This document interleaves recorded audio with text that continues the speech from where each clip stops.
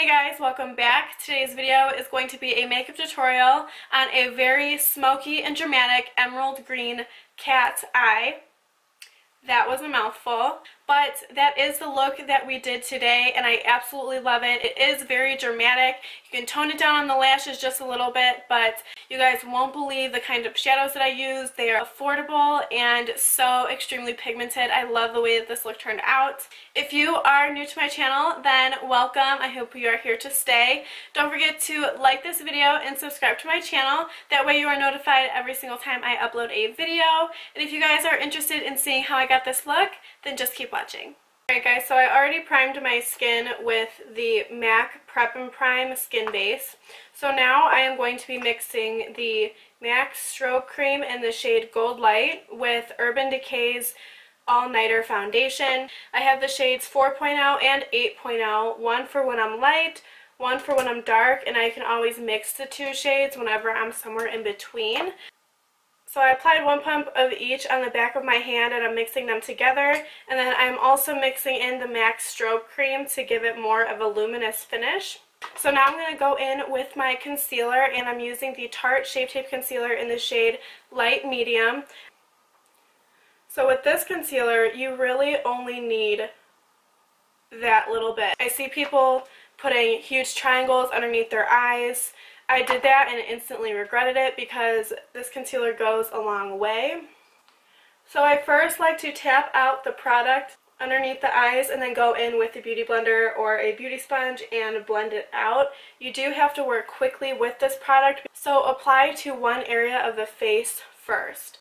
So now that I blended it out underneath my eyes, I'm going to apply a very teeny tiny bit to the chin and the forehead. See, that was already too much, so that's why using a beauty blender or a beauty sponge is your best friend because it will absorb any excess product. So if you have dry under eyes, you really don't need to set this concealer because it can be a little bit drying for you. But for anyone who doesn't have dry under eyes, then I suggest setting it even a little bit. So the setting powder I'm going to be using today is the Maybelline Fit Me Loose Finishing Powder in the shade 20 Light Medium. I like this powder because it has a tint to it to add any more coverage that you may need. It's very smooth and it's not super drying underneath the eyes. Because it's not a translucent setting powder that's white, it doesn't give you flashback. It's very friendly for girls who have a darker skin tone and find that translucent setting powders can be a little bit too light for their skin. They do have multiple shades in this loose setting powder, so I highly recommend you guys check it out. Taking the setting powder and going underneath where my contour would be to kind of lighten it up the area. You can do this with your concealer, but because this loose setting powder does have a little bit of coverage to it, it does kind of give you a natural contoured look, as you can see, and it makes your foundation a little bit lighter if it's a little bit too dark for you. So now that we have our base down, we are going to apply our eyeshadows, and I'm very excited to be using these eyeshadows today because they are brand new. They're the new Wet n Wild eyeshadow palettes that they just recently came out with. So I do have the quads and then I do have the 10 shadow palette as well. So because I kind of want to keep this look a little bit more cool tone, I think I'm going to go into the Rose in the Air 10 shadow palette and I'm going into the transition shade. So this is the first time that I'm working with these shadows, so I have really high expectations. I'm really excited. So I'm concentrating the color on the outer corner and then bringing it in. So already it applied pretty pigmented on the lid. I did tap off my brush. The shadow that I'm using now does have a lot of kickback when you put your brush into the eyeshadow, but the shadows are very smooth and right now I think they're very easy to blend. So we're going to do the same technique that we did in the last video. I'm going in with a smaller blending brush. This is the Morphe E17. We're going into the same shade and applying it a little bit more precisely in the crease to see if we can darken that shadow a little bit more to give the illusion that we used a darker shadow in the same shade range. I love this technique, especially when you're using eyeshadow palettes that have very limited amounts of transition shades. This palette here does have quite a few mattes in it, but it doesn't have a mid-toned cool shadow to help with the blending process. I am really liking the way that these shadows apply. I was really excited when I saw that they came out with new formulated eyeshadows. I didn't like the original formula. I thought it was very stiff, and I just didn't like it. I felt like the only person that thought that Wet n Wild eyeshadows weren't that great. So now that they came out with new reformulations, I wanted to try them, and so far I am loving them. So I'm just going back and forth over the top border to kind of soften the edge a little bit using a very, very light hand. I'm not applying too much pressure. I don't want to make our eyeshadow patchy at all. So very light hand, back and forth in windshield wiper motions. So now, because I really want the green to stand out, I'm going to use a green base. This is the first time I'm using this, so I'm hoping it doesn't ruin the eyeshadow or alter the application or anything like that. This is the Maybelline Color Tattoo Eye Chrome, and it is in the shade Electric Emerald. I'm going to apply that directly on the lid and then blend it out with a brush. So I'm going to work with one eye at a time while the color tattoo is still wet. And then I'm going to go into the Hooked on Vinyl Quad palette from Wet n Wild and going into the green crease shade, but I'm going to be applying it on the lid. So Wet n Wild has another quad palette in the shade Lights Out. It's a lot more smoky, but I'm going to take a pencil brush and go into that deep charcoal transition shade. I'm going to take my Sigma E30 pencil brush, tap off the excess, and apply that on the border of the liquid eyeshadow to blend it into the crease. I would say that's the hardest thing about working with liquid shadows, is that they can be a little bit harder to blend into the crease than powder eyeshadows, just because they do dry. Then I'm going to take the black in the same palette and apply that to the outer corner. Really tap off your brush when it comes to these darker shades, because I am starting to see a little bit of fallout. So with the black, I think I'm going to go into the Morphe E36 pencil brush, which is a little bit smaller than the Sigma. And I'm going to concentrate that black on the outer corner.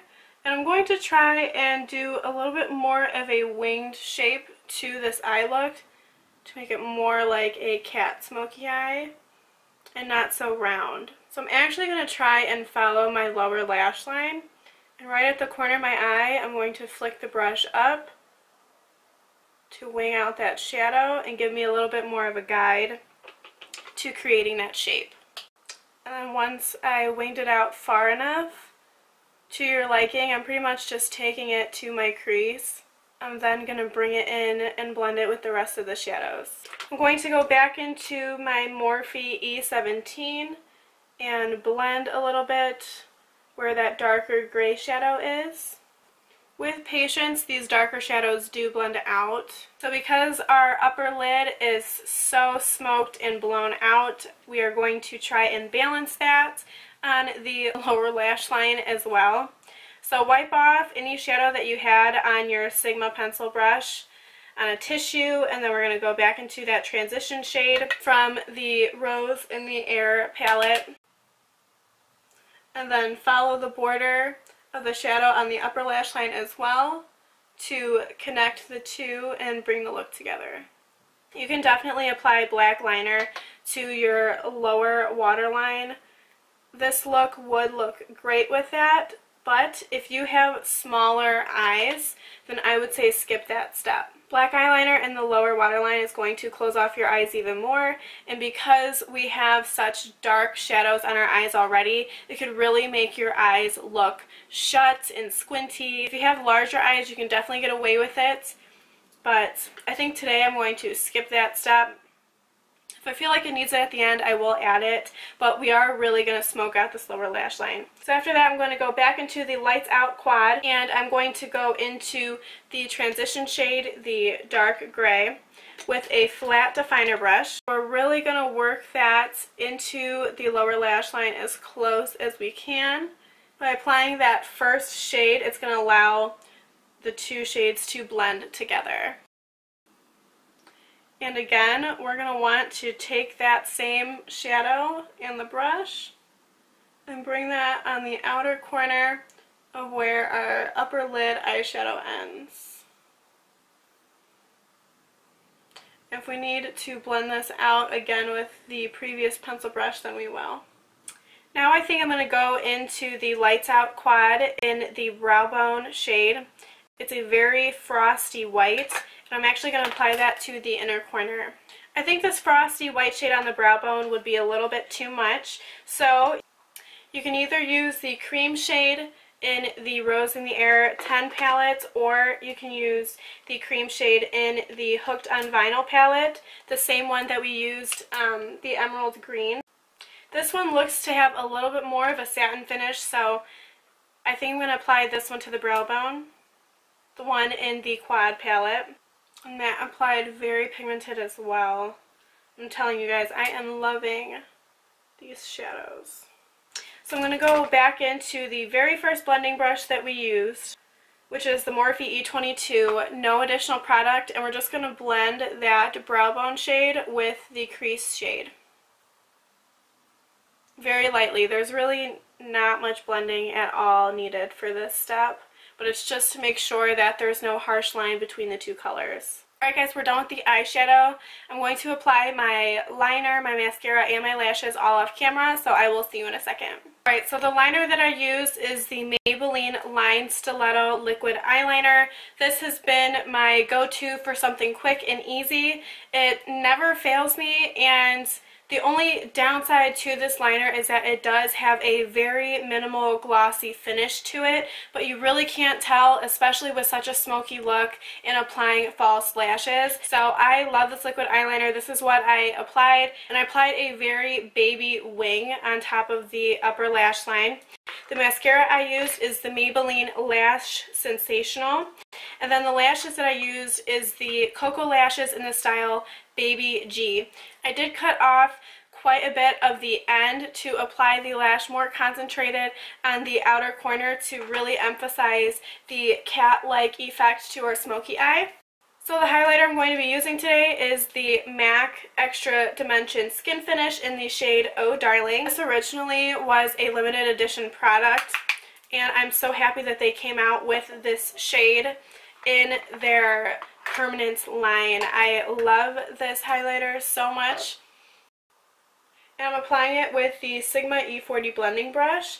I've been liking this brush to apply a highlighter because it's very precise. And then we can go in with our Morphe fan brush to disperse the product a little bit on the corners of our forehead.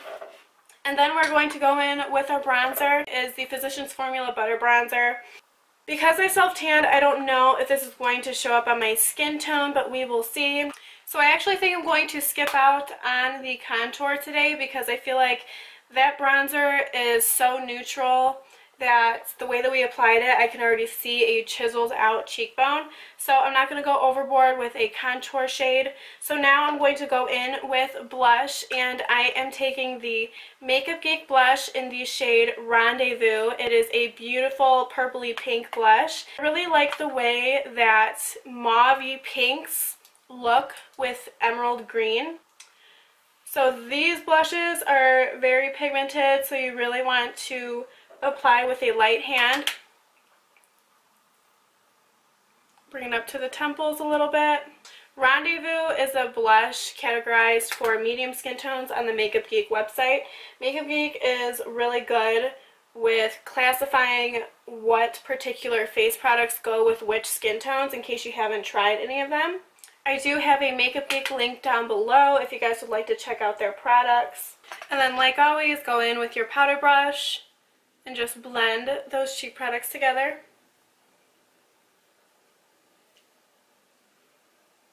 And then finally for lips, we are going to stay with that pinky mauve color scheme. I'm going to apply 2 of Tarte's Rainforest of the Sea lipsticks. This first shade is in the shade Salt Life, and then we have the shade Beach Babe. So Salt Life is a very mid-toned purpley mauve shade, as you can see. And I'm going to see if it's a little bit too dark, and if it is, then I'm going to lighten the center with Beach Babe.